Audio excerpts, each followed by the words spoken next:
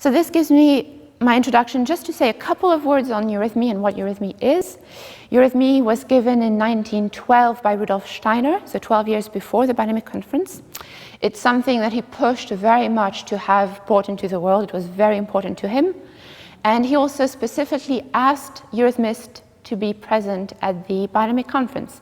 The two had to go hand in hand for him.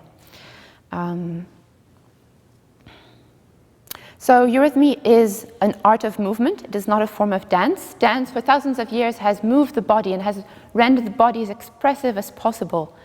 And you see how the body is a means of expression, whether it's in ballet where you move, you embody a clear thought. You're there to express the idea of pain, or you have gestures that symbolize things. Then what modern dance did, it's that it completely reversed and tore out the idea out of ballet, was developed in ballet. And in modern dance, you actually are dancing the emotion itself. So you fling yourself on the floor, you rise up, you rise down. You have become the emotion yourself. And eurythmy actually stands between these two, because the body is not, in a way, it's not important. We don't care whether there's a body or not. The body is there only to reveal the fact that you have a gesture that lives in space. It goes through the body so that it can be revealed, and then it goes back out into space. And we'll try to show that later with a duet, where the gesture starts in space, goes through the body, and actually comes out as a meaningful action. And the difference between dance and eurythmy is that in dance, the center of gravity, and in any form of movement that we have had before eurythmy, the center of gravity is in the hips. So we have a certain type of relationship to the earth. We are related to the earth through the hips. While in eurythmy, the center of gravity is lifted to the heart space, which means that our point of departure for everything that we do is the human heart. So not the will, but the human heart.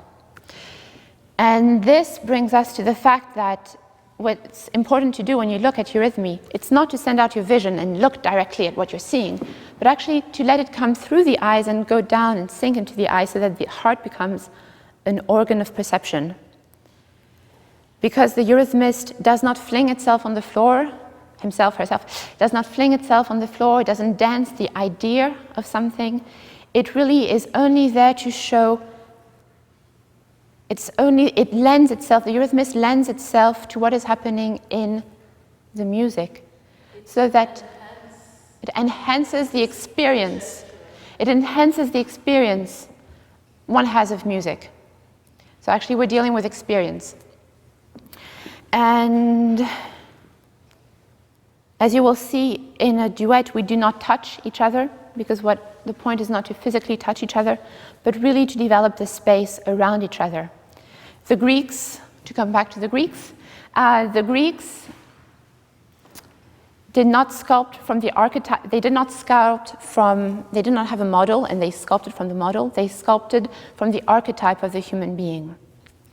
And just as biodynamic agriculture could be entitled Spiritual Foundations for the Renewal of Agriculture, you could say, it's not called like that, but you could say that eurythmy, it could be called Spiritual Foundations for the Renewal of Greek Sculpture.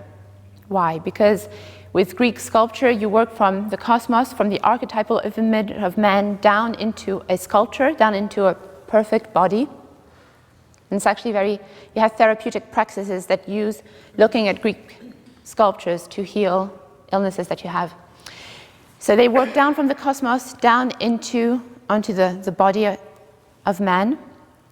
And with eurythmy, you're actually re-enlivening the body, and you're opening out, you're shaping the space. So you're sculpting, instead of sculpting from outward inward, you're sculpting from inward outward.